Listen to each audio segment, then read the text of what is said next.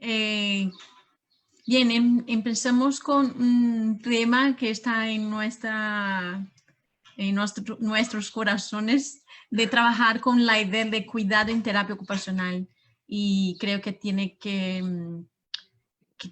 hay que tener muchas dimensiones distintas para entender este cuidado, ¿no? Y creemos de esta forma, ¿no? Sensible, pero también revolucionaria, que tiene que ver también con este sentir, pensar, vivir, desde, con y para la terapia ocupacional, terapias ocupacionales y terapeutas ocupacionales. Inda y yo estamos a pensar muchísimo en varias cosas en relación a esto, pero una que nos toca muchísimo es cómo el terapeuta ocupacional está cuidando de sí mismo para cuidarle al otro. Entonces, es una cuestión que creo que va, además de una dimensión de cuidado, de autocuidado, de cómo estoy cuidando de mí como algo personal, pero también un cuidado de sí que necesariamente es un cuidado del otro. Entonces, creo que podemos partir desde ahí. Bueno, decirles que Carla y yo nos encontramos en Barcelona en un encuentro que, bueno, no sé si alguno de ustedes cree las casualidades. Yo en las casualidades no creo, pero en las causalidades sí. Y bueno, nos encontramos en un momento muy particular. Yo estaba marchando para Suecia y entonces le propuse a Carla venir a visitarme a Suecia y Carla pues dijo, pues sí, pues además no conozco Suecia, pues me voy a visitarte. Entonces más bien nos conocimos en Suecia y bueno, en realidad fue un conectar desde un lugar donde pudimos no solo compartir algunas cuestiones que tenían que ver con lo académico, con inquietudes en lo académico, sino también con inquietudes como mujeres, como terapeutas ocupacionales también, y desde ahí empezamos a construir y a plantear algunas maneras de hacer y de ser un poco distintas, ¿no? Intentando que esos planteamientos decoloniales también nos atravesaran, ¿no? Y parte de esa propuesta, por ejemplo, fue el hecho de dar una conferencia en el Congreso Latinoamericano de Terapia Ocupacional a dos voces, o propuestas donde intentamos hablar de manera conjunta y dialogada sobre este tema, ¿no? Esta es una foto de Argentina. En Argentina precisamente es donde conocimos a Julián, en Tucumán. Y decirles que, bueno, desde entonces andamos también trabajando sobre y buscando, ¿no?, sobre ese alma de la terapia ocupacional, ¿no?, esa parte que no es visible de la profesión y sin embargo es la esencia que todo lo mueve, ¿no? Fíjense que una de las cosas importantes que empezamos a indagar, ¿no?, era qué significaba cuidar. Y una de las cosas interesantes es que en el diccionario de la Real Academia de la Lengua, ¿no?, la palabra cuidar tiene que ver con poner atención a algo o a alguien, ¿vale? Si nos damos cuenta, dentro de la misma palabra de cuidar está la palabra dar, que es ofrecer, ¿vale? Entonces, el cuidado es algo que no se da de manera descuidada, sino que es algo que donde uno tiene que poner atención, ¿no? Y además viene de una palabra que es latina, que es la palabra cogitare, ¿vale?, que significa pensar, ¿vale?, que es un verbo transitivo, con lo cual siempre necesitamos algo o alguien a quien cuidar, ¿no? Entonces, por lo tanto, podríamos decir que cuidar es ponerle atención o es pensar en el otro o en la otra, ¿vale?, o en el otro, ¿vale?, o en un objeto de cuidado, pero de una manera atenta, ¿vale? Por lo tanto, fíjense que poniendo como en juego estas palabras de poner atención y pensar y buscando sinónimos de estas, si buscamos un sinónimo de poner atención, podríamos hablar de una palabra que seguro que a todos nos suena, que es meditar, o las prácticas meditativas, que están presentes en casi todos los saberes ancestrales, aunque ahora, como bien sabemos, los americanos son capaces de instrumentalizarlo todo y como ahora lo han evidenciado, pues resulta que es lo que más evidencia tiene, pero en realidad da igual que tuviera o no, es algo que la humanidad lleva practicando desde sus orígenes, ¿no?, las prácticas meditativas, las prácticas contemplativas, ¿vale? Y otra palabra que es interesante es la palabra pensar, ¿vale? Y uno de los sinónimos es reflexionar. Entonces, fíjense que esta palabra de cuidado nos convoca de una manera directa e indirecta a tener prácticas contemplativas o prácticas meditativas, prácticas de atención, pero prácticas de atención que nos lleven a una reflexión, a una práctica reflexiva y sobre todo yo creo que también, ¿no? Eso que planteaba Carla, autorreflexiva, ¿no? Partiendo de la base que casi nunca el ser humano es capaz de ofrecer lo que no tiene, ¿vale? Entonces, ¿de qué manera yo puedo cuidar al otro, al otro, a la otra o un objeto si no soy capaz de prestar atención de manera reflexiva, crítica y analítica sobre el cuidado de mí misma o de mí mismo, ¿vale?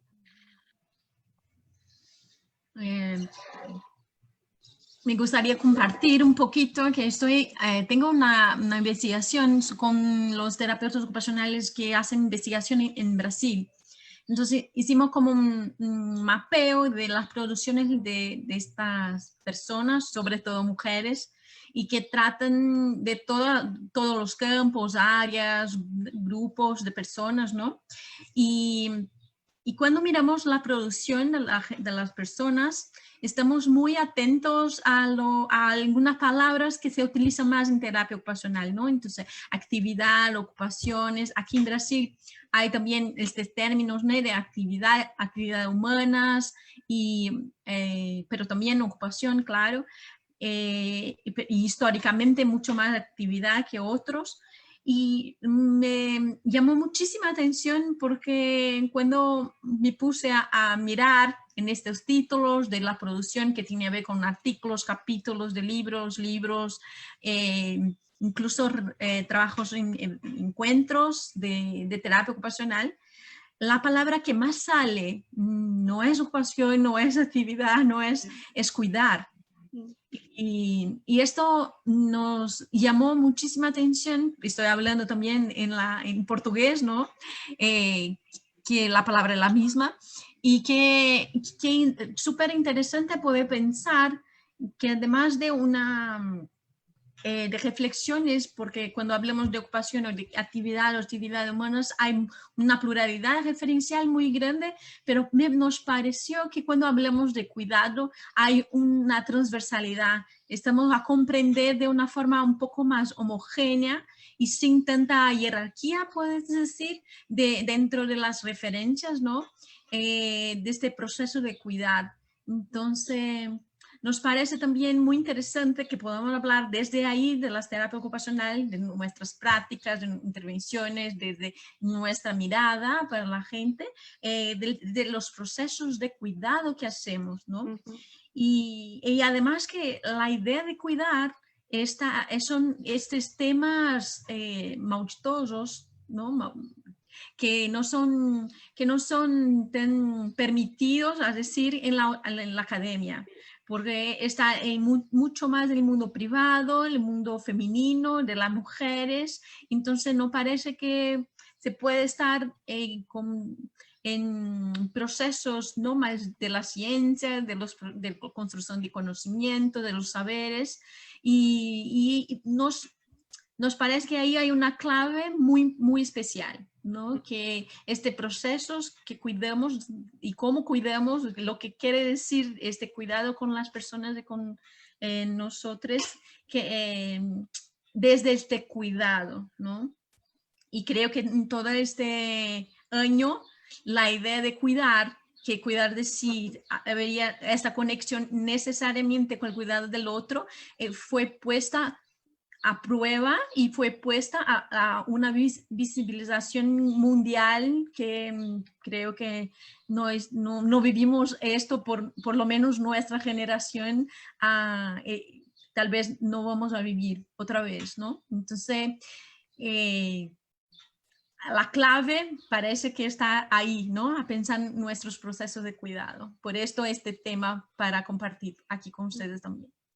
Y también fíjense que aprovechando que creo que está con nosotros el compañero Lincoyan y bueno, probablemente también otros compañeros, otras compañeras con la cosmovisión mapuche, no sé si podrían decirnos cómo se traduciría esta palabra de cuidar y si tendría algo que ver con esto que les acabamos de de contar también, o tiene otros matices distintos, ¿no?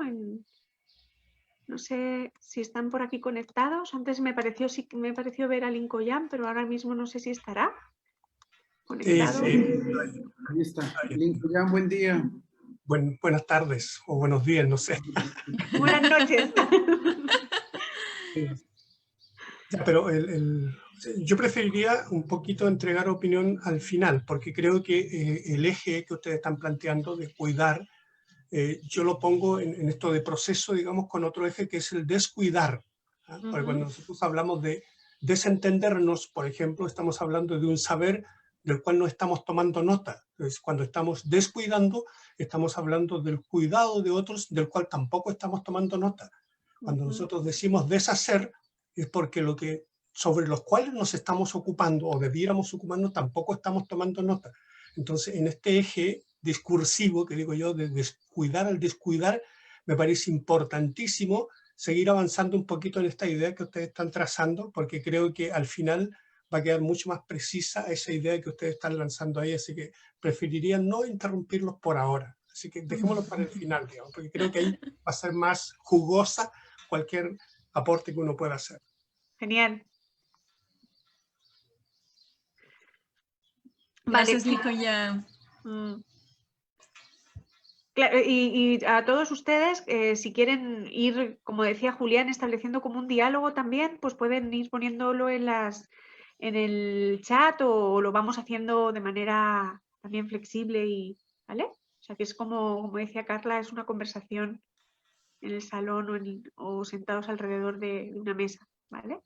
O de una hoguera o de como quieran, ¿vale? Entonces, fíjense que lo que planteaba Carla, y esto es interesante, es que hay pocas publicaciones que se hayan centrado exclusivamente, ¿no?, en cómo entendemos el cuidado y las terapeutas ocupacionales. Sin embargo, sí que desde el año 2006 se han venido generando investigaciones que han evidenciado o que han sustentado, ¿no?, cómo la falta de cuidado o el descuido, ¿no?, del que hablaba Lincoln, de nuestro propio bienestar, de nuestra propia salud, de nuestro propio equilibrio, de nuestro propio eje ocupacional, ¿no?, ha impactado en nuestras prácticas, ¿no? Hay un estudio muy interesante que se hizo en el año 2006 en Canadá, donde decía que casi el 70% de los terapeutas ocupacionales en sus primeros 10 años de práctica pues sufrían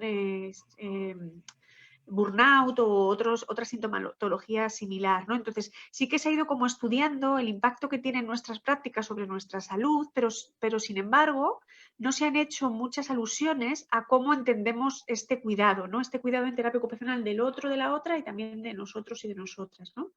En la última publicación o una de las últimas publicaciones que han abordado este tema es la publicación que realizó Ana Paula Malfitano y el compañero Dicayos, ¿vale?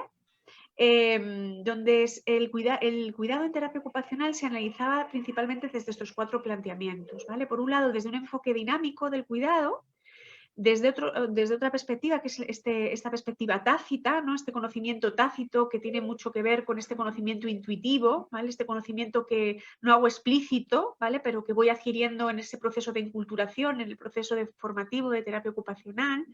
Por otro lado, un cuidado que está muy centrado en la persona y por otro lado, el enfoque que se entiende desde el cuidado como el cuidado colectivo, ¿vale? Fíjense que para Carla y para mí algo central de estos 4 enfoques de cuidado es precisamente este último planteamiento, ¿no? El cuidado colectivo, ¿vale? Y este cuidado colectivo, según sostienen estos autores, tiene que ver con la interconexión entre las personas y la sociedad o sus comunidades, ¿vale? Y la influencia de la cultura. Cómo desde una perspectiva cultural podemos entender el cuidado de sí mismo y el cuidado de otro desde diferentes planteamientos, ¿vale? Para entender el cuidado colectivo es fundamental analizar de qué modo se relaciona este concepto de cuidado, ¿vale?, con el género, la clase social y otros aspectos de diferencia social, ¿vale? Y esta dimensión colectiva del cuidado no puede entenderse si se plantea solamente desde una perspectiva micro. Necesitamos comprender el proceso de cuidado desde una perspectiva, ¿no?, desde una perspectiva que es macrosocial, ¿vale? donde se ponen en juego, se ponen en diálogo cómo nosotros y nosotras entendemos el cuidado, pero también, algo también muy interesante, cómo recibimos ese cuidado, ¿no? Y qué parte de nosotros y de nosotras se ocupa de cuidar, ¿vale? Y de ser cuidado. Además es importante considerar, ¿vale? Desde esta perspectiva comunitaria, colectiva, los lugares públicos en los que se llevan a cabo las acciones de cuidado y de qué manera esos lugares públicos se visibilizan, pero también a veces se invisibilizan, y qué planteamientos tiene esto, ¿no? en terapia ocupacional, de qué manera esto se hace explícito, ¿no? Se prioriza, como decía antes, se visibiliza, pero también se invisibiliza, ¿no? Y se ignora y se considera como algo subsidiario y no relevante incluso dentro del ámbito académico, ¿no? Entonces, este es el enfoque de cuidado del que nos gustaría compartir. ¿Cómo los terapeutas ocupacionales están cuidando? Pues queríamos compartir 3 estudios, hay muchos más, pero bueno, estos 3, ¿no? Que hacen alusión a 3 grandes ejes, ¿no? de análisis que nos podrían convocar hoy, ¿no? Por un lado, Escudero y otros autores, ¿no? Plantean en el año 2020 que los síntomas relacionados con el burnout, que son, como sabes, el agotamiento emocional, la despersonalización y la baja realización personal, afectan a un 69,4% de los terapeutas ocupacionales en España, en un contexto español, en diferentes recursos asistenciales, ¿no? Por otro lado, fíjense que otra de las autoras, Vidal, sostiene que algunas estrategias sugeridas para el bienestar y la salud ocupacional, como son el equilibrio ocupacional, el autoconocimiento o la incorporación de desafíos ocupacionales estimulantes, son ámbitos que no se abordan con profundidad en el ámbito académico, ¿no? Entonces, para los cuales los y las terapeutas ocupacionales no tienen una preparación ni teórica ni práctica, ¿vale? Y por último, este estudio sostiene que el estrés y la ansiedad se da con mayor frecuencia en terapeutas ocupacionales con menos de 10 años de experiencia, ¿vale? Y que esta situación repercute en su vida personal y profesional 5 años más tarde.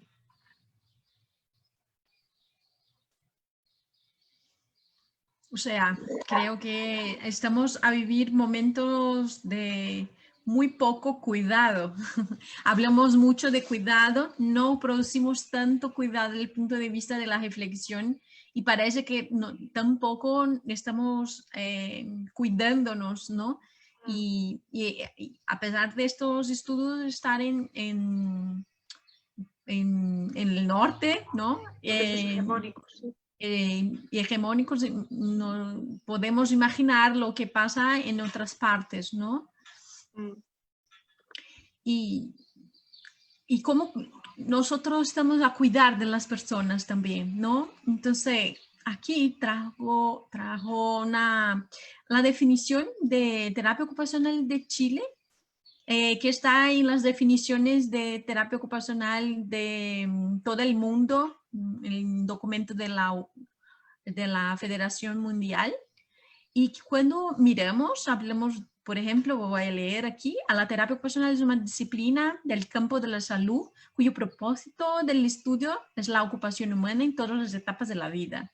Las ocupaciones humanas incluyen todas las actividades de la vida humana en las que participan personas de cualquier edad y que permite adaptarse a su entorno, ser productivas y obtener satisfacciones en la autonomía, trabajo y el uso del tiempo libre.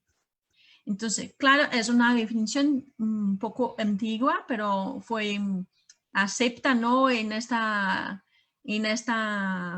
actualización de este documento, y esto se pasa en muchísimos otros países, incluso en Brasil, por ejemplo. Pero mira, cuando miramos en esto, ¿no? Hay algunas palabras siempre muy claves que estamos a decir sobre nuestra profesión, ¿no? Entonces, mira que nosotros somos los profesionales que ayudamos a las personas a adaptarse a su entorno, para ser más productivas, a obtener más satisfacciones, ¿no? Y esto tiene a ver con autonomía, con trabajo y tiempo libre. Primero que nos parece una limitación de la profesión cuando pensamos en todo lo que terapeutas ocupacionales en Chile, por ejemplo, hacen, ¿no? Con este conocimiento disciplinario. Pero también podemos ver cómo alguna reproducción de modelos y de pensamientos hegemónicos sobre la terapia ocupacional se reproducimos mucho en nuestros contextos, ¿no? Y esto es decir, esto es un ejemplo de Chile porque estoy hablando con una parte grande aquí, son personas chilenas, pero podría utilizar cualquier otra definición que creo que este planteamiento sería muy parecido, ¿sí? Entonces, que de hecho, ¿no? Cómo de hecho estamos a cuidar, ¿no? Cómo cuidamos también. Y cómo esto, también... perdona, Inda, ¿sí? No, perdona, Carliña, continúa. Porque tiene a ver también con lo que comprendemos de sujeto, de persona, de grupos, de comunidad, cómo comprendemos sus demandas para terapia ocupacional, sus problemas o síntomas o señales que nos demandan tratar, cuidar, y ahí esto quiere decir cómo miramos también la concepción de estas personas, sus contextos, y esto de una forma más colectiva, como estábamos a decir, quiere decir también comprender eso desde el punto de vista más macro, ¿no? Entonces, para nosotras es fundamental que podamos pensar el cuidado desde una perspectiva crítica decolonial incluso, que comprende los ejes hegemónicos de poderes. Entonces, a pensar el capitalismo neoliberal, el patriarcado, que es heterosis, el patriarcado normativo, el colonialismo, nuestra sociedad extremadamente racistas y genocidas, ¿no? Y que va a generar los procesos de exclusión, desigualdad, explotación, violación, el capacitismo, ecogenocidio, la necropolítica, por ejemplo, como nos enseña Achille Mbembe, y aporofobia y un listado de otras cosas que podríamos decir. Pero estamos seguras que las personas con quien tenemos el honor y placer de acompañar en sus vidas viven los procesos más agudos de la exclusión de la desigualdad producidas por estos sistemas. Entonces, cuando hablamos, ¿no? Aquí que tenemos que adaptar esta persona, por ejemplo, a su entorno, estamos con una visión que excluye un sistema que produce a esta persona y sus problemas y su entorno, ¿no? Y creo que ahí ya está un planteamiento extremadamente importante, es cuál nuestro compromiso ético-político, estético y ancestral que tenemos como terapeutas ocupacionales en esto, ¿no? Hay una otra reflexión que nos gustaría compartir, que tiene que ver con quién es ese sujeto, modelo, padrón para estos sistemas. ¿Cómo sería esta persona que estaría con sus habilidades para ser una buena persona, con todas las comillas que puedo utilizar aquí, para estos sistemas, para el funcionamiento de nuestro sistema, que acabé aquí de sintetizar, ¿no? Entonces, cuando hablamos sobre todo el proceso neoliberal, ¿no? Estamos a decir y cuando leemos los clásicos liberales, los clásicos neoliberales, las personas que crearon todos los aportes para que este sistema se reproduzca con esta fuerza y violencia que vivimos, tenemos de forma muy concreta, clara, que la idea de ser individual, ¿no?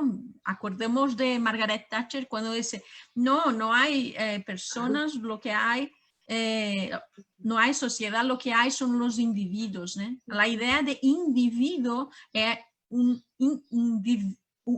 que no se puede más dividir. Entonces, aquel que no se puede más dividir es a la persona, y que que necesariamente en ese sistema tiene un mérito totalmente, cuando alcanza algo, tiene un mérito totalmente individual. No se acuerda, no se busca, no se reconoce todo lo que pasó y toda la gente, incluso generaciones para estar donde están, ¿no? Entonces, aquí imaginemos una persona que sea muy competidora, ¿no? Y que busca el éxito encima de todo y cualquier, pero es un éxito siempre individual y nunca colectivo, ¿no? Porque es siempre un sistema muy binario y muy piramidal, que hay muy poco espacio para estos que van siempre a ascender, ¿no? Entonces, todos los que se quedan bajo, no he hecho lo suficiente. Fracasaron ellos y no este sistema que produce eso.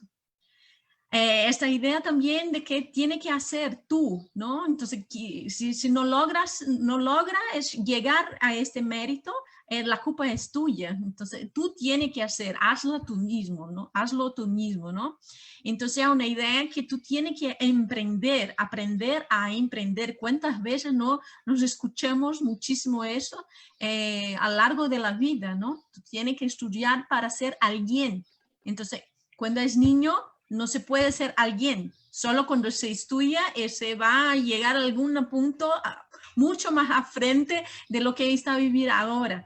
Entonces, es siempre tiene que ser un emprendedor para llegar a algún punto que nunca está en la vida, el momento que está a vivir, ¿no? Porque es siempre infinito. Cuando llega a algún punto, hay otro para que pueda competir, continuar competiendo, ¿no?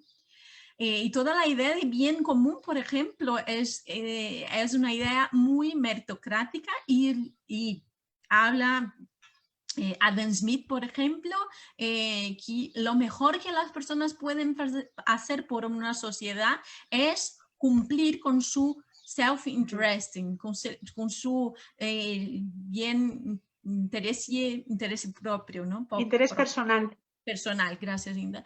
Entonces, es una idea de una persona extremadamente que hay que buscar por ti y habla Adam Smith claramente y que se hace, que piensas que puede hacer algo colectivamente, es ahí que no se puede hacer nada. Entonces, hace lo que es importante para ti. Esto es lo mejor que puede hacer para todo un colectivo. Entonces, es una mirada totalmente distinta de cualquier comprensión más ancestral de nuestros pueblos originarios, por ejemplo, ¿no?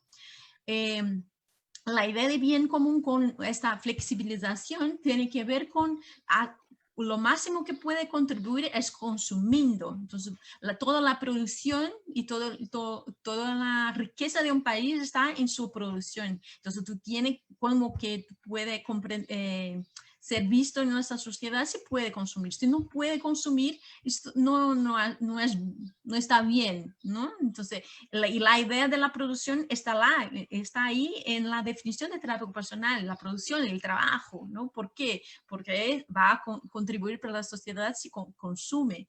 Pero también es un consumo totalmente acrítico, ¿no? Porque mira la sustancia que va a consumir, pero no toda la escala y todo el proceso que está por detrás, incluso con trabajo, con violación del trabajo, con flexibilización del trabajo, con la esclavitud que aún vivimos en el siglo XXI y todo lo que está por detrás, con las contaminaciones de la naturaleza, de nuestros cuerpos, con...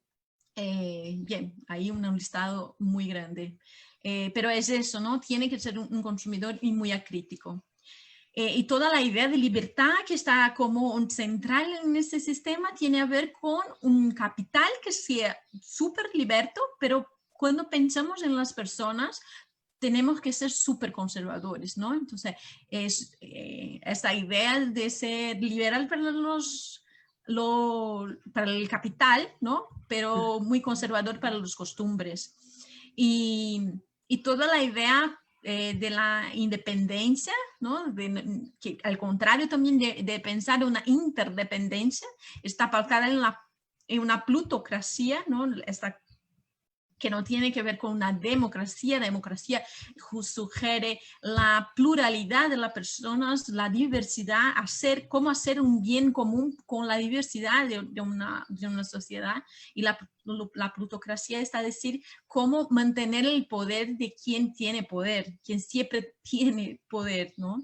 Entonces, transformando también la democracia de una forma muy mercadológica o electoralista, en el sentido de restringir todo el proceso democrático que tenemos que tener en la vida, en una sociedad democrática, para elecciones, solo de elecciones, por ejemplo, ¿no? Entonces, la idea también que tú tienes que política no es algo que le guste, que se interese por la política, algo que es muy aburrido. Toda esta es la idea, porque se pone la política como algo muy partidario y muy burocrático, y no como la política como una dimensión humana de la organización de colectivos, ¿no?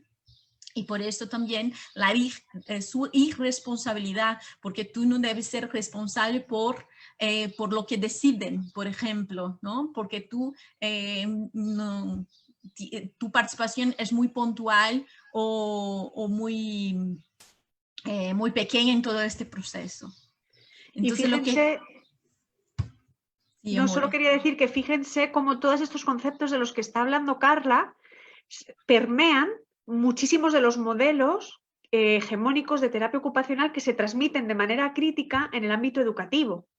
No sé si les suena la famosa escalera de exploración, competencia, logro, por ejemplo, del modelo de la ocupación humana, u otras cuestiones, ¿no? Como el modelo canadiense, que sitúa la espiritualidad en el centro de su planteamiento, pero en su escala de valoración no hay ninguna alusión a la espiritualidad. Es decir, la espiritualidad como un concepto que adorna casi, ¿vale?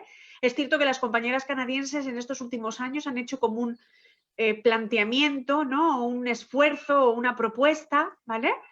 Pero verán que incluso ese abordaje de la espiritualidad no es un abordaje que hable de la conexión, ¿vale? Que habla de la espiritualidad como un objeto más al que tener en cuenta, ¿no? Como si la ocupación fuera algo que está de manera externa al sujeto, la sujeta que lo habita, que la permea, ¿no?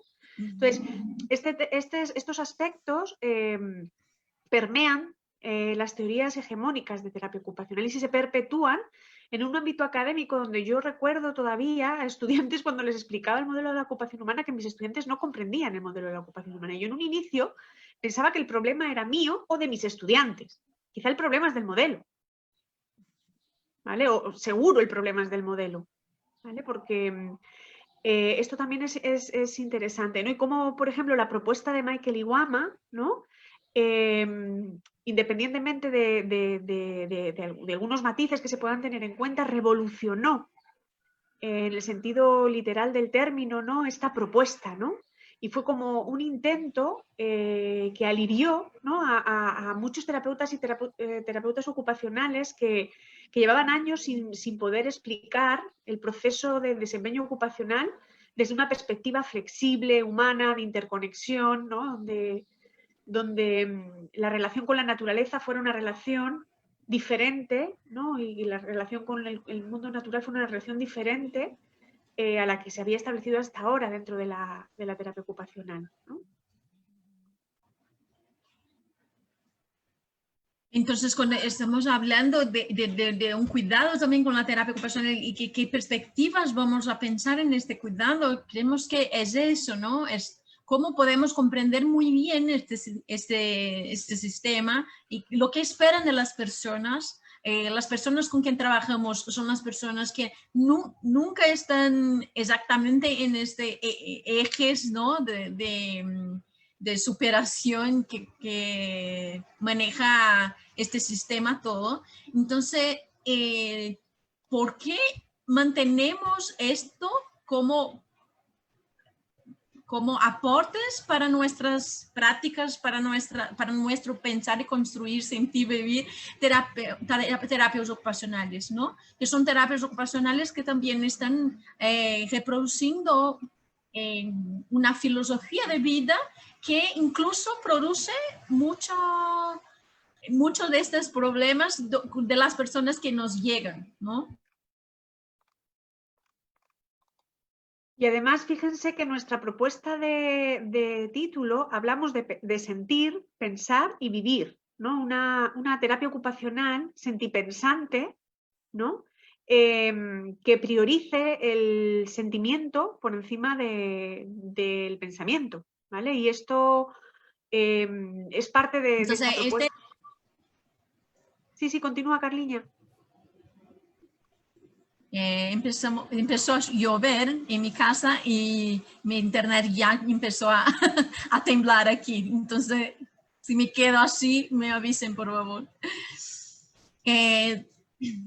Bien, dentro de todo este contexto, trajo esta imagen que fue muy fuerte cuando he visto durante toda la pandemia, porque es una mujer Yanomami en la floresta amazónica aquí de Brasil, cuando llegó los insumos y las mascarillas para el cuidado de la pandemia, ¿no?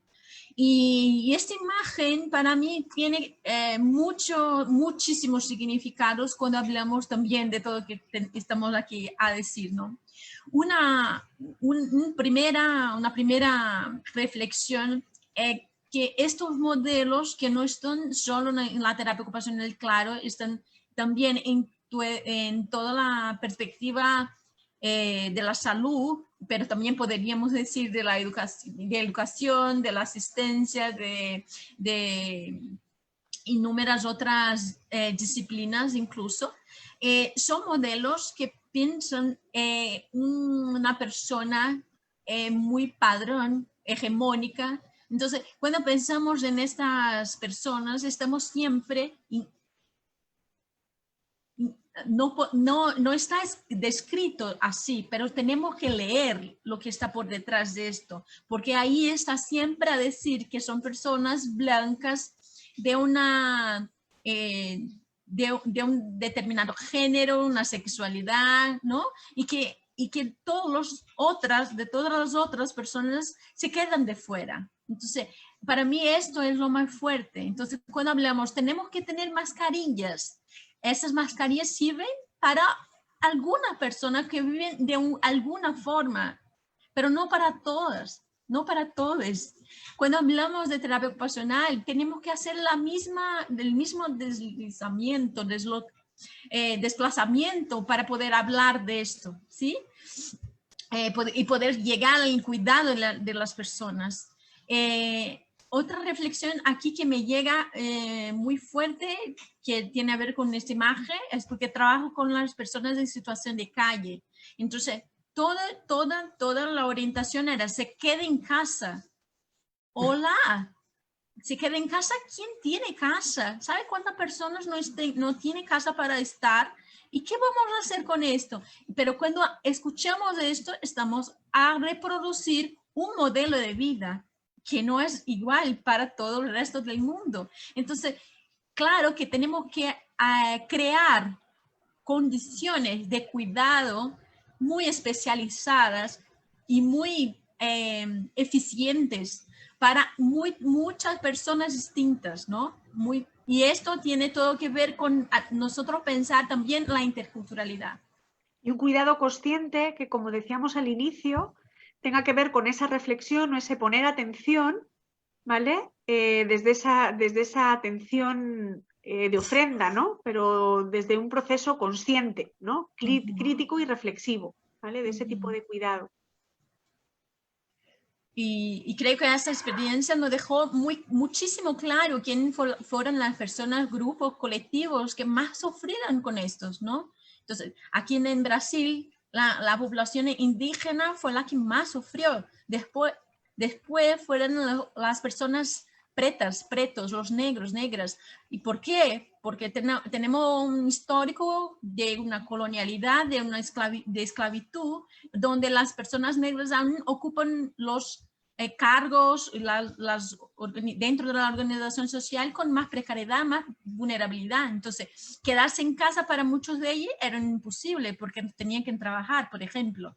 Entonces, claro que las personas que tuvieran que viven esto, ¿no? En la piel, sufrieron mucho más. Entonces, los números dejaron esto mucho más claro, a pesar que quien quiere ver esto está todos los días y no necesitamos de una pandemia para poder ver. Pues fíjense que estas terapias ocupacionales del sur, o también estas terapias ocupacionales desde el sur, nos plantean como 5 ejes, ¿no?, de reflexión, de análisis, ¿no?, de atención. La primera es la descolonización del poder, del saber, del ser y del hacer, ¿no? De qué manera, dentro del ámbito de la terapia ocupacional, nos revelamos, ¿no?, o revolucionamos la distribución del poder, ¿no? Y de qué manera la academia sigue perpetuando determinadas situaciones de poder, ¿no? Por ejemplo, priorizando unos conocimientos en detrimento de otros, generando un tipo de sistema pedagógico en detrimento de otros, ¿vale? Como si todavía en la academia estuviéramos hablando de alumnos, que como ustedes saben, alumno significa alguien que no tiene luz, y no habláramos de alguien que estudia, de estudiantes, de estudiosos, o de alguien que está realizando un proceso de incorporación o de desocupación de saberes, ¿no? Y también esta descolonización del saber y del ser, ¿no?, incorporando otras maneras de ser y otras maneras de hacer, ¿no? Y a pesar de que esta teoría, esta perspectiva ocupacional de Wilcock ha sido tan consolidada, ¿no?, en el ámbito de la terapia ocupacional, donde esta autora planteaba que la perspectiva ocupacional de la salud tenía que ver con el hacer, el ser, el pertenecer y el llegar a ser, ¿por qué no considerar, valorar e incorporar ese otro planteamiento donde se sostiene, ¿no?, que lo más importante para determinadas comunidades es pertenecer, ser, hacer y llegar a ser, ¿no? Por otro lado, este otro eje que habla de esta interculturalidad, ¿no?, la interculturalidad entendida como un diálogo respetuoso de saberes, ¿vale?, que no perpetúa, ¿no?, esta diferencia, no perpetúa la diferencia como un lugar donde se segmenta, sino que considera el abordaje, ¿no?, desde una situación de equidad, ¿no?, de igualdad, sino de equidad, ¿no?, de saberes.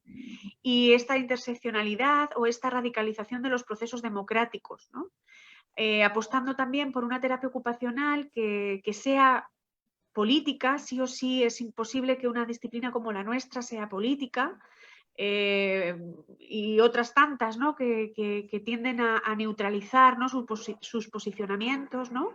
Y de qué manera estas terapias ocupacionales del sur y desde el sur tiene que ser sí o sí también una terapia ocupacional que abogue por la transformación social y por una terapia ocupacional en boga de los derechos humanos, ¿no?, y de la ciudadanía.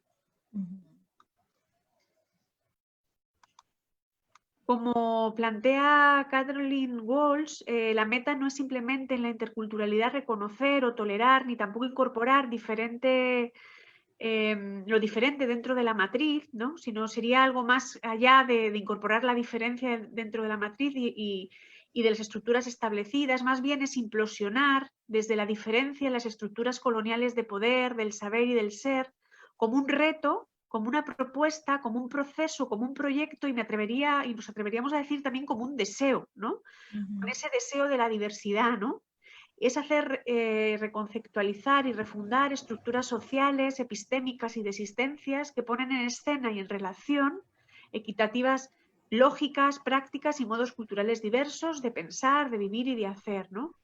Y cómo también esto nos convoca, esta interculturalidad del cuidado, del cuidar, cómo también nos convoca a repensar esas diferentes maneras, ¿no?, de pensar y reflexionar de manera atenta y crítica sobre nosotros y nosotras y sobre los demás. Y esta idea de la interseccionalidad trajo principalmente del feminismo negro, ¿no? Entonces trajo esta reflexión de Carla Cortedene, una brasileña, que habla así, que la interseccionalidad impide la lógica matemática, jerárquica o comparativa.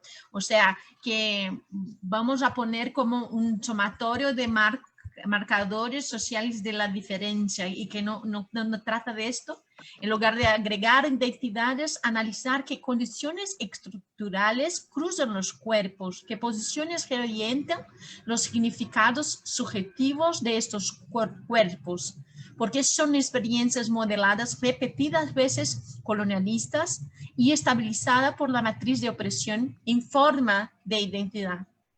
Entonces, esto aprender muchísimo con los planteamientos del feminismo negro, que está ya mucho tiempo, pero yo que no estoy más temprano a estudiar, y para mí me parece excepcional que una terapia ocupacional crítica comprenda mejor la idea de la interseccionalidad. Esto para mí está como muy claro, y la idea que a veces hablamos, ¿no?, de una terapia ocupacional holística, que está a ver el sujeto como un todo, pero a veces hablamos de esto sin decir que estamos a vivir en sociedades machistas, en sociedades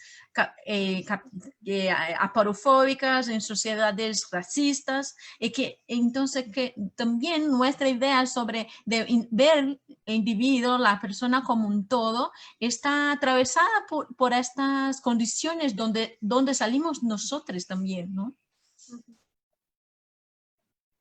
Entonces, esta idea también del cuidado para la emancipación tiene que ver necesariamente con la idea de los derechos de las personas, ¿no? Derechos incluso de vivir, porque hay gente, grupos de personas que no tienen derecho de vivir, ¿sí?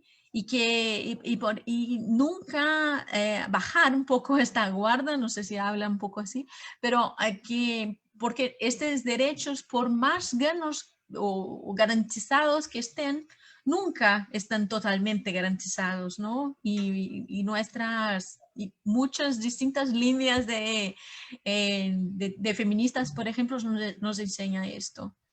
Y también Paulo Freire nos presenta, ¿no?, que el resgate de la autonomía del ser, poder ser lo que eres, es la autonomía de la libertad. Entonces, la autonomía no como hacer algo en nombre propio, por lo más, autonomía como una libertad de poder ser y poder ser lo que eres, ¿no? De una forma mucho más colectiva también. Y en ese ser colectivo también, ¿no? ¿Por qué no poner en valor, valga la redundancia, los valores, ¿no? Los valores ancestrales también de nuestras comunidades? Recuperando y trayendo al presente a Freire, en la siguiente diapositiva veréis que hay una imagen de dos personas que están una frente, o sea, dándose la espalda, pero al mismo tiempo están conectadas, ¿no? Freire, que como sabéis fue uno de los grandes pedagogos de uno de los grandes revolucionarios de la pedagogía, ¿no? Sostenía que la educación es el mayor gesto de amor, ¿no? Y por lo tanto educar requiere amar y requiere entender el amor y requiere también dialogar sobre el amor y desarrollar un vínculo que sea un vínculo amoroso con las personas con las que estamos en ese proceso de aprendizaje, ¿no?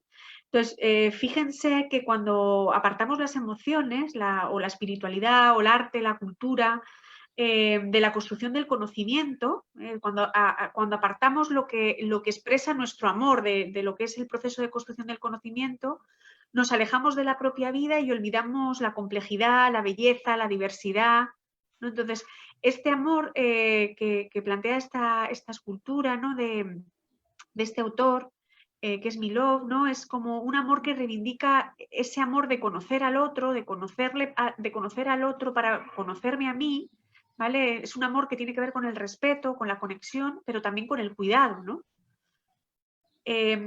Además, este aspecto del cuidado está muy vinculado con nuestra parte más ancestral. En esta diapositiva donde veis una imagen del cerebro, ¿no? Podemos ver que dentro de nuestro sistema cerebral, ¿no?, es importante y urgente que reconozcamos y que confiramos esa centralidad a lo que es más ancestral en los seres humanos. Y lo que es más ancestral en nuestra humanidad es el afecto y la sensibilidad. fíjense que lo más central es lo que tiene que ver con el afecto, con el cuidado, con esta sensibilidad que podemos desarrollar gracias a una función del cerebro límbico, que es el responsable de estas funciones, ¿no? Y que además esta parte de nuestro cerebro apareció hace más de 200 millones de años. Sin embargo, nosotros le conferimos como una centralidad como casi incuestionable, ¿no?, a esta parte de nuestro cerebro que tiene que ver con el neocórtex, ¿vale?, que tiene que ver con esa parte racional, ¿no?, lógica, que no es para nada una de las partes más ancestrales de nuestro cerebro, sino una parte cerebral que apareció hace 5 o 6 millones de años. Entonces, fijaros que de acuerdo con Goleman, ¿no?, la emoción precede a la razón y, por tanto, la primera reacción ante cualquier realidad es emocional. Aunque muchas veces las disfracemos de racional, porque estamos desconectados de esa parte ancestral nuestra, ¿no? En los mamíferos, el cerebro límbico, como os decía, es el responsable del afecto, del cuidado, de la relación amorosa, ¿vale? Y es la parte de nuestro cerebro más antigua, ¿vale?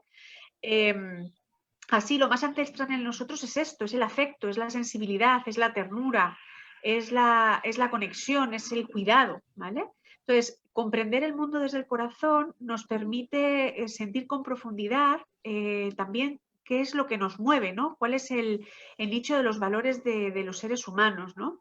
Y además sentir desde el corazón, es decir, sentir desde ese afecto, desde esa sensibilidad, ¿no?, teniendo en cuenta lo que decía antes Freire, que les nombraba, ¿no?, como ese amor vinculado al proceso de educar, ¿no?, al proceso de aprendizaje, nos permite ver las cosas tan claras como desde la razón, pero las vemos a veces con una mayor profundidad, ¿vale?, y de manera certera. Lo único que muchas veces no confiamos en ese tipo de conocimiento, no le damos centralidad a ese tipo de conocimiento que podríamos llamar un conocimiento intuitivo, un conocimiento más instintivo, un conocimiento más ancestral, ¿vale?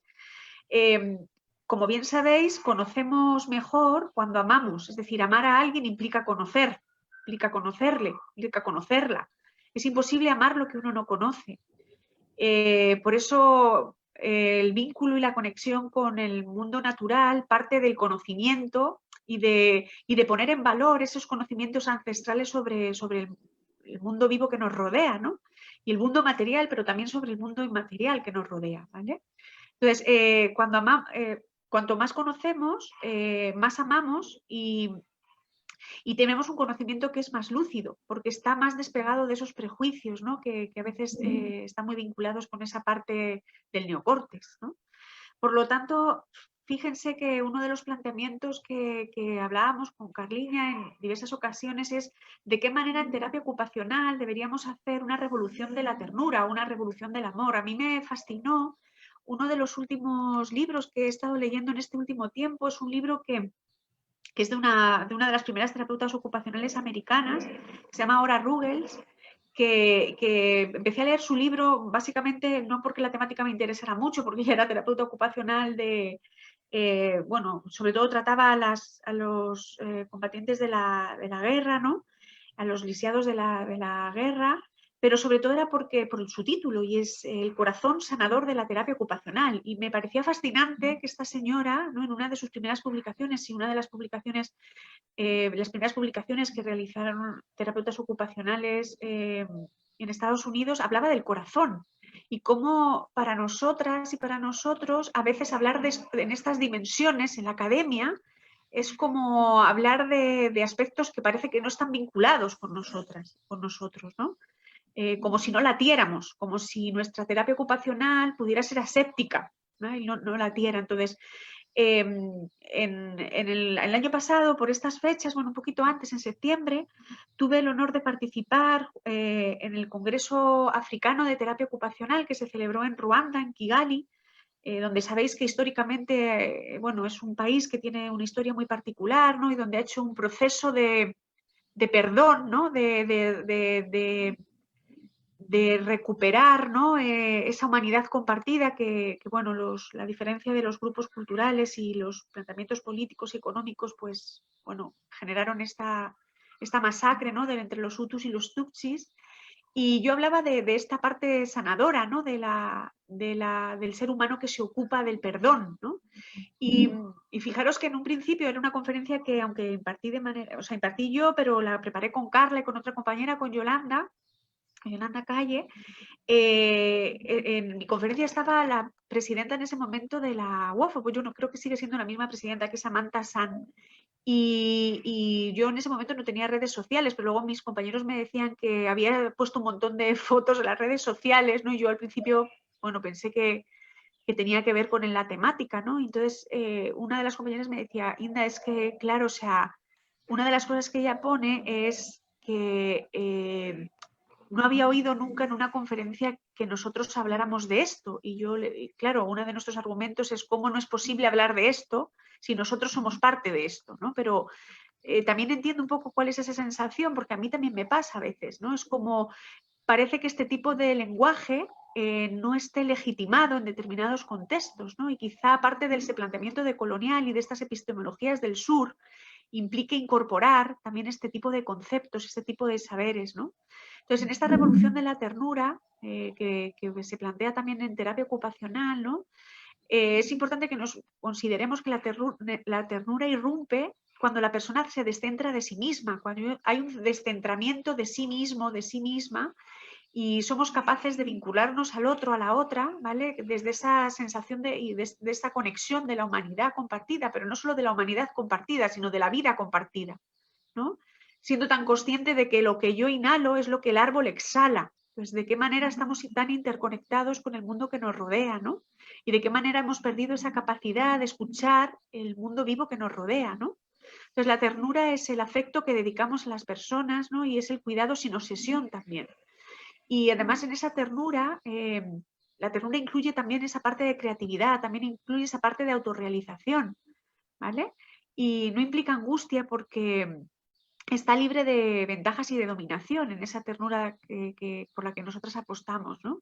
Entonces, la ternura en definitiva es ese deseo profundo de compartir el camino, ¿vale? De compartir el camino desde la propia pisada, desde la propia tierra, ¿vale? Desde el propio propósito de caminar también.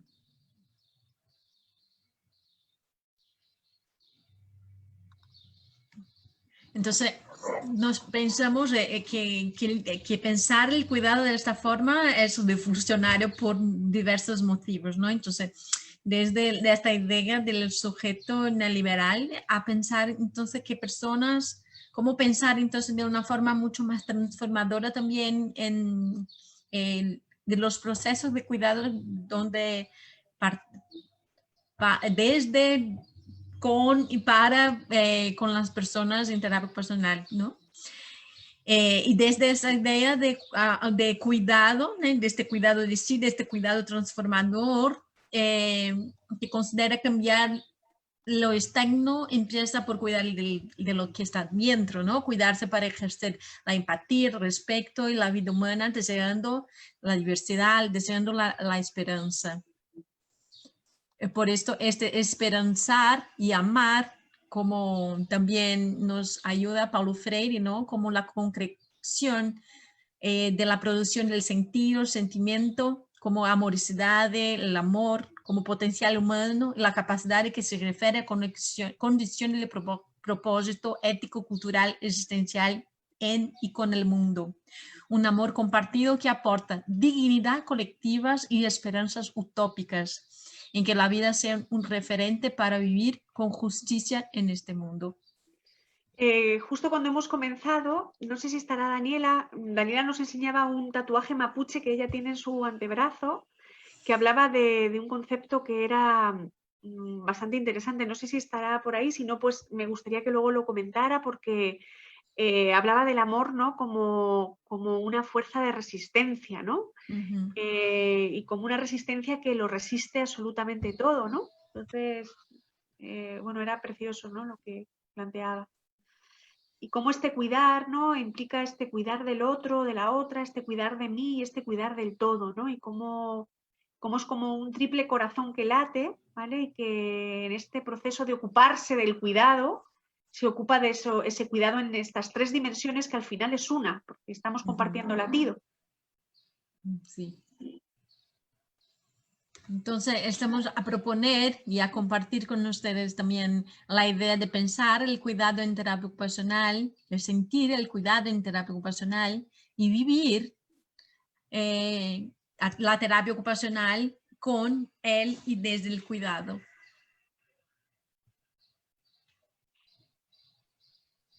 Entonces, no sé qué consideran, si quieren podemos abrir un poco el debate ahora, ¿no? Planteando, dándoles para que puedan compartir, ¿no? Cómo consideran pensar el cuidado en terapia ocupacional o cómo lo viven, cómo lo sienten, cómo lo... Maravilloso. Bueno, agradecer un poquito antes de cerrar todo, pero agradecer a Inda y a Carla. Yo creo que siempre son muchos temas en los cuales pensar y qué rico escucharlos siempre en las voces de ustedes, especialmente, digamos, por el trabajo desarrollado.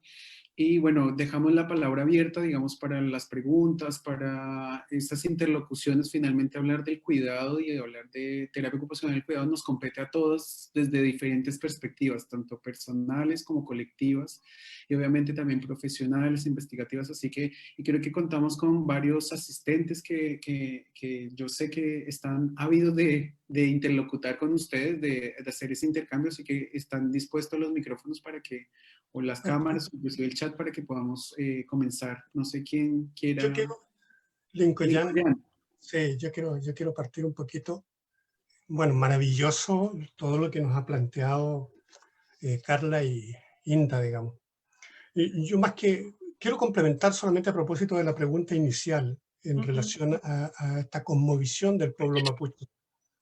Yo siento que muchas veces esta lógica del cuidado y muchas cosas, otras cosas, no solo el cuidado, digamos, están pensados en un sentido, yo diría, antropocéntrico, es decir, pensado más bien desde el hombre. No están pensados desde un punto de vista biocéntrico, en el sentido de que la naturaleza también debe ser objeto de cuidado, porque lo que le sucede a la naturaleza nos va a suceder a nosotros.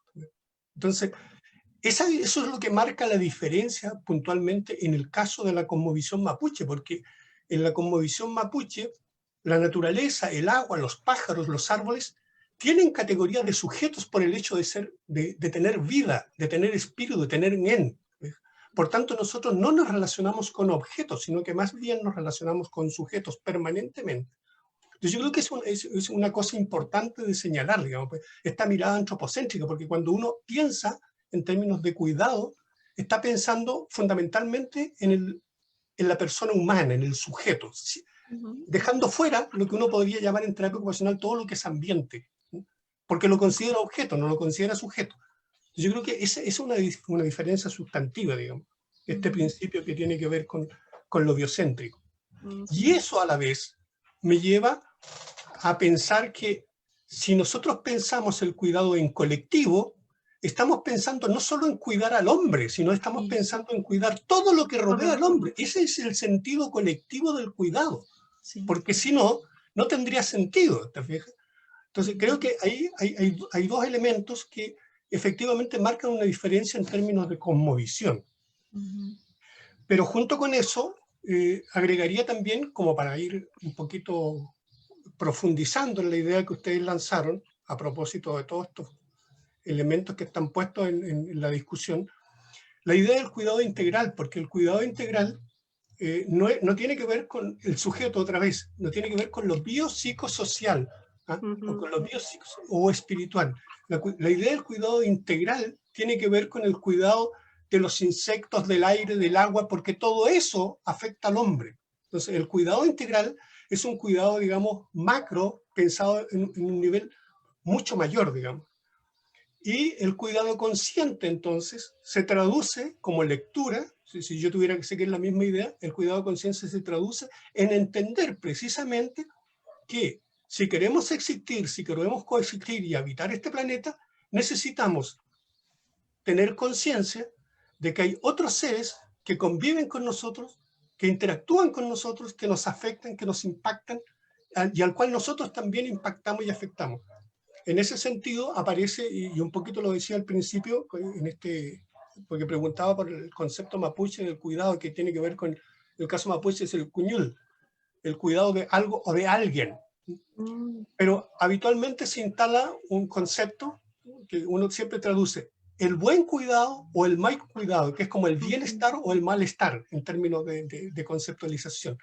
Uno puede efectivamente cuidar bien y uno puede efectivamente cuidar mal. Y en ese sentido, entiendo que el proceso del cual ustedes hablan, del cuidado en sí, nos lleva también, y por eso lo quise plantear al principio, nos lleva a esta idea de que nosotros en general descuidamos todo lo que nos rodea porque finalmente tenemos, lo que bien decía Carla en toda su exposición, un principio egocéntrico y lo que tenemos que cuidar somos nosotros. Los demás no cuentan. Entonces, creo que ahí está la clave de todo lo que uno pudiera entender, digamos, o para tratar de integrar esta idea de la cosmovisión mapuche a la lógica de terapia ocupacional. Creo que si sirve como aporte, fantástico. Muchas gracias, Lincoln. De verdad creo que ustedes son fantásticas, extraordinarios, digamos, en términos de cómo han planteado esta conceptualización que nosotros necesitamos trabajar en terapia ocupacional. Muchas gracias, Lincoln. Es un placer. Siempre un placer oírte. Sí. La última vez que te escuchamos nos hiciste llorar a las dos, así que fue maravilloso, Lincoln. Sí, creo que este apunte Lincoln es clave, ¿no? Y por qué no incluir en nuestros programas educativos, ¿no? Esto de lo que hablábamos en esta sesión, ¿no? Que comentábamos, ¿no? De aprender a escuchar el agua, aprender a escuchar los pájaros, aprender a conectar con los árboles, ¿no? Yo le comentaba así honestamente que cuando vivía en Burkina, pues bueno, cuando me mosqueaba a veces que era mi pareja, me mandaba a escuchar los pájaros y yo me mosqueaba doble, ¿no?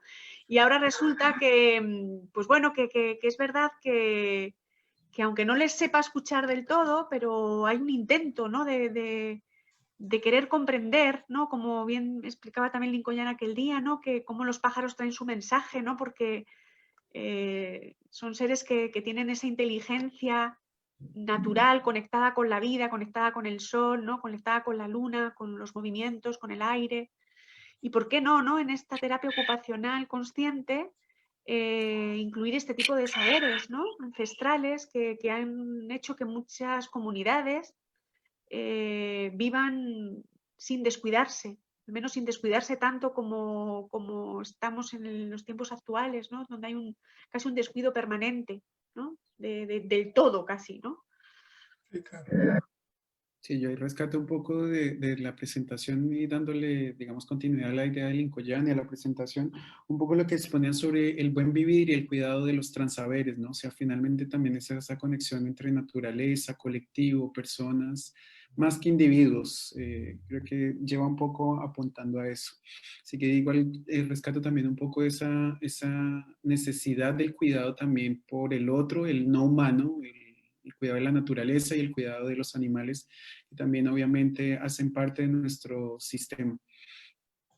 No sé si alguien más del público, darle la bienvenida a las personas que han participado y que se han conectado para que puedan hacer sus intervenciones. Carla e Inda tienen toda la tarde y toda la noche para responder.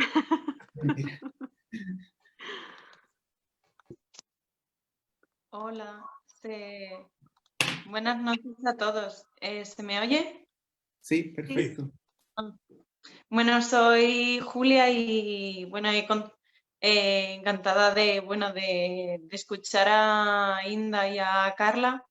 He accedido a la charla por Inda, que fue hace años profe mía de la universidad. Y, perdón, me emocionó mucho, ¿no?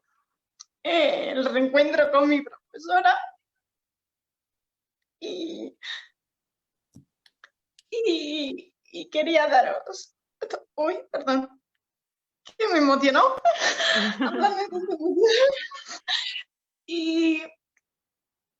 y gracias, ¿no? a Carla por tu ponencia ay. Julia, Perdón. el placer es nuestro y es mío porque en realidad yo no fui tu profesora, yo fui tu alumna, que me enseñó procesos de resistencia y de superación. Fuiste tú a mí, no yo a ti. Entonces aprendimos juntas, con lo cual me parece un placer. Es verdad que hacía mucho tiempo que no nos veíamos y fíjate que nos hemos encontrado en Chile. Es como si ahora estuviéramos en Chile. O sea, sí que nos hemos ido lejos a encontrarnos, así que... Cuando podamos volar vamos a Chile. Eso. Ahí cumplimos. Así que muchas gracias y muchas gracias también por tus lágrimas, ¿no? Porque... Y no pidamos perdón por llorar, porque llorar es algo que es necesario también, ¿no? Y yo creo que, pues eso, nos hace más humanos también, ¿no? Y entonces, si surgen lágrimas, pues bien, están. Pues un río que se deja brotar. Así que genial. Gracias, Julia. Sí, quería, bueno, daros las gracias a todos por compartir ¿no?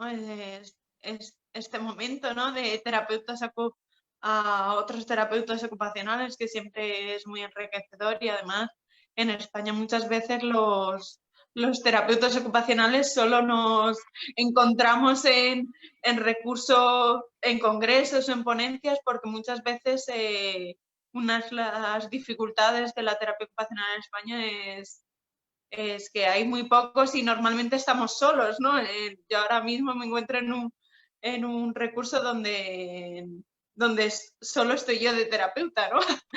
y compartir con vosotros esto me ha gustado mucho y quería agradeceroslo sobre todo. Gracias, Julia. Me ha gustado mucho y he aprendido mucho, ha sido un regalo. Gracias. Yo quiero hacer una pregunta y lanzar una pregunta así como muy, un poco dejarla, no sé, para el análisis un poco, y es con respecto a, actualmente podemos hablar de un cuidado, digamos, en términos fisiológicos o individuales para, no sé, una patología casi personal, o tenemos que pasar a una nueva forma de pensar, por ejemplo, el cuidado social frente a las patologías sociales, que son las que más enferman el cuerpo y la naturaleza, que yo creo que ahí, bueno, las expertas nos hablarán un poco, pero es como eso, de cómo hacemos para, o será una nueva forma de repensar el cuidado, porque finalmente los cuerpos naturalmente se van desgastando, los cuerpos tienen sus desgastes, pero actualmente vemos unas patologías sociales que son mucho más fuertes y dañan muchísimo más. Inclusive yo llegaría a pensar que la descentralización del cuerpo positivista de la terapia ocupacional del siglo pasado nos ha cambiado y nos ha hecho más volcar a una terapia ocupacional más que atienda a las patologías sociales. Por lo tanto, ya, no sé, estos rasgos de la fisiología humana van quedando a un lado y vamos viendo que la exclusión social, la discriminación, la xenofobia, la heteronormatividad, la violencia comienzan a ser casi más una enfermedad social que a la cual debemos responder los terapeutas ocupacionales, que se ve obviamente reflejada en un cuerpo. Así que tendremos que hablar de un nuevo patrón de cuidado social, por decirlo así. Carliña, ándale. Creo que hay dos reflexiones que me gustaría compartir ahí, Julia. Una es que esta idea de salud es totalmente de control de los cuerpos. Es una idea de salud de que podemos hacer miradas de problemas de muchas dimensiones distintas desde este control, de este poder de la hegemonía de la salud. ¿Sí? Entonces, por ejemplo, utilizar el término patología, ¿no? La idea de patología. La patología es un estudio de los síntomas, de los señales, ¿no? Cuando hablamos que las personas tienen diagnósticos, es que comprendemos estos como males de los cuerpos. Hola, los cuerpos hacen lo que pueden, nuestros cuerpos, como la naturaleza que somos, hacen lo mejor que pueden. No hay males. ¿Quién administramos los males y miramos los males? Porque nosotros tenemos esta idea hegemónica del control sobre las cosas y sobre nuestros cuerpos en los cuerpos de las personas. Entonces, ahí creo que hay toda una discusión por este lado. Del otro, esta idea de que creamos patologías sociales porque creamos las patologías y porque nuestras condiciones de vida, la condición de vida que creamos en comunidad no sostiene la vida.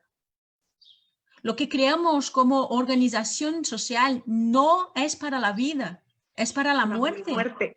Es para la muerte. Entonces, esto no son como errores o desvíos de la sociedad, son como caminos.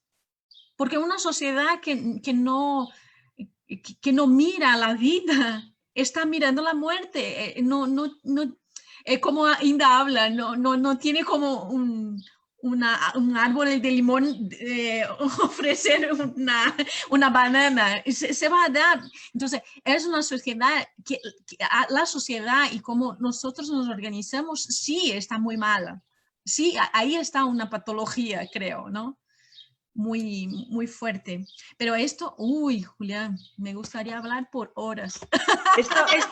Carliña, esto que nos invite Julián a un buen refresco, le vamos a ver y hablamos con él de esto.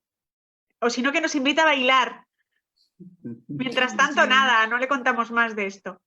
Sí, pero creo que este concepto de necropolítica es muy bueno para esto también y para salimos de la idea de la patología también, ¿no?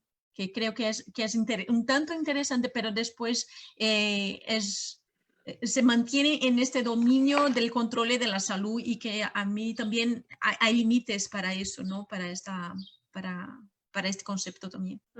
Esta semana con las compañeras que están participando en esta primera edición del método Tao, que consiste en 3 etapas: transformarte, el arte de transformar tu entorno; amarte, el arte de conocerte para comprenderte; y ocuparte, el arte de amar lo que eres y haces, ¿vale? Eso es lo que significa Tao, ¿vale? Que también, como saben, tiene que ver con la filosofía oriental del Tao, que es la vuelta a la esencia, es la vuelta al camino, ¿vale? En ese círculo eterno, ¿no? Del que también, bueno, es una filosofía, la filosofía taoísta también tiene muchas raíces con el budismo, con determinados, pero también con la ancestralidad africana del Ubuntu, y probablemente se encontrarían conexiones con conocimientos mapuches, y bueno, porque al final es que la humanidad es una, en realidad hemos encontrado diferentes maneras de ver lo mismo, ¿no? Que es la vida, ¿no?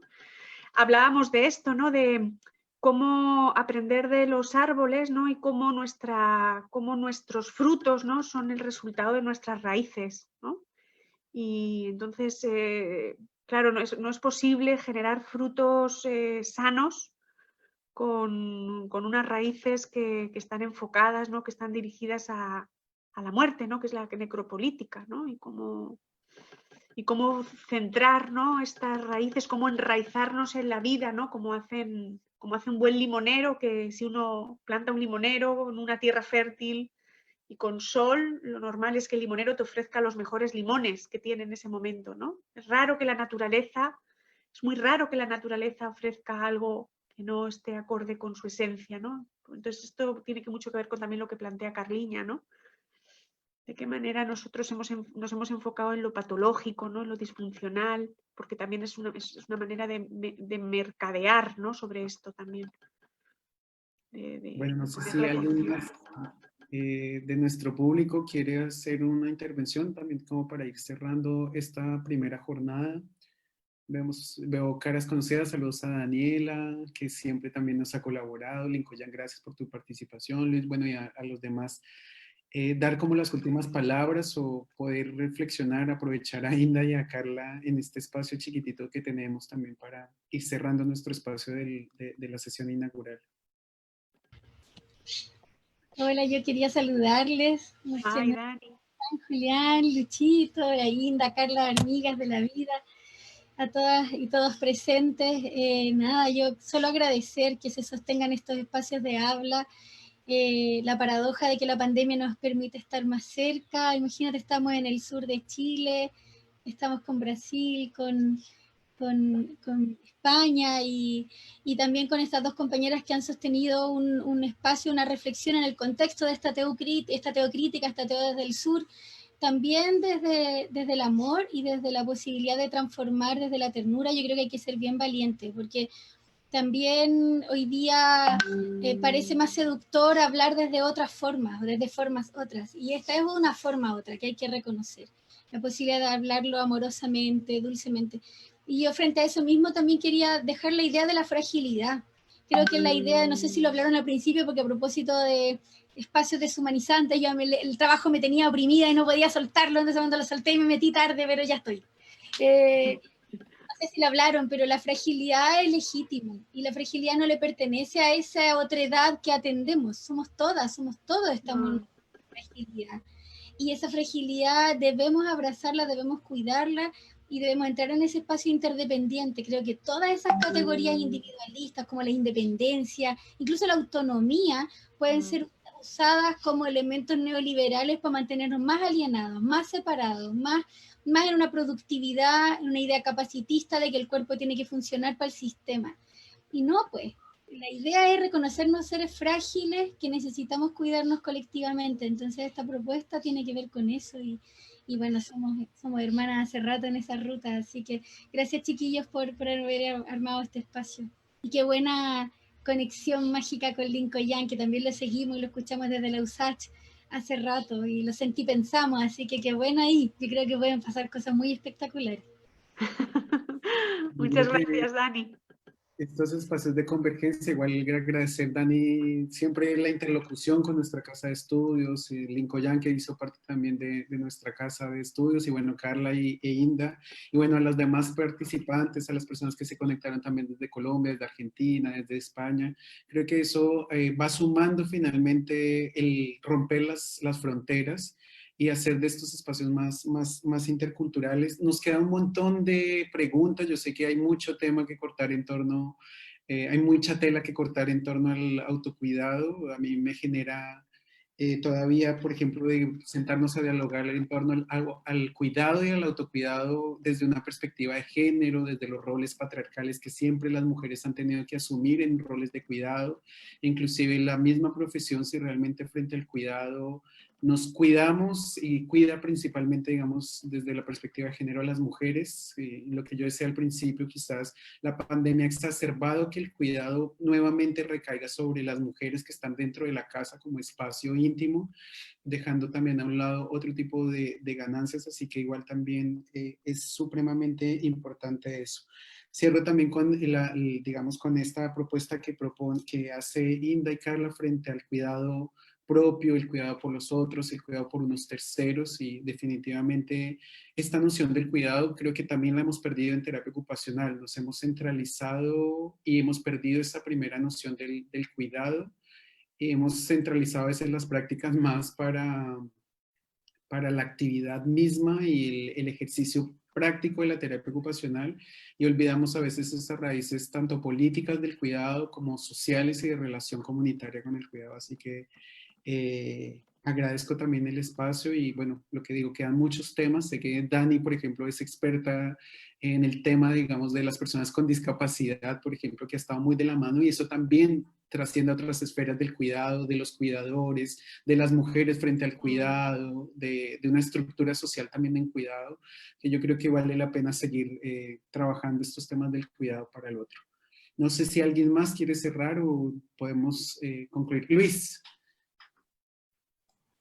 Hola colegas, un abrazo a todas, Carlita, Inda, Dani, Julián, Lincoln y a todos los demás que están tan presentes en esta reunión. Muchas gracias por la temática.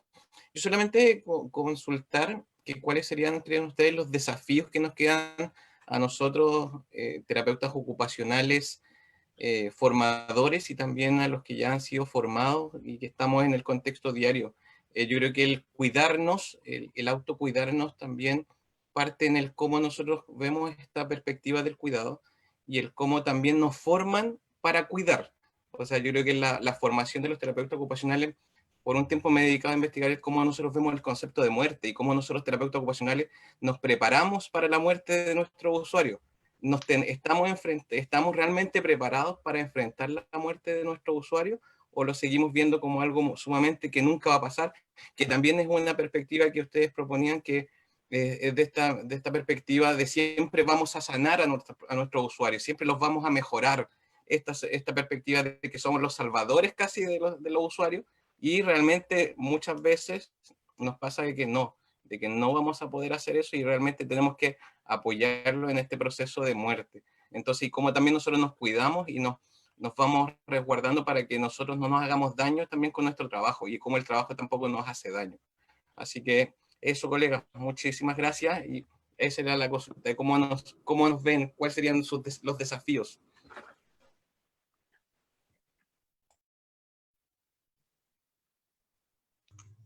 Inda, ¿quieres? Bueno, yo Voy solamente... Va, Carliña. Me puse a pensar aquí muchas cosas, Luis, pero yo creo que hay dos puntos así de una parte, de una dimensión que es súper importante, que es cómo hacemos para tratar de colonizarnos, ¿no?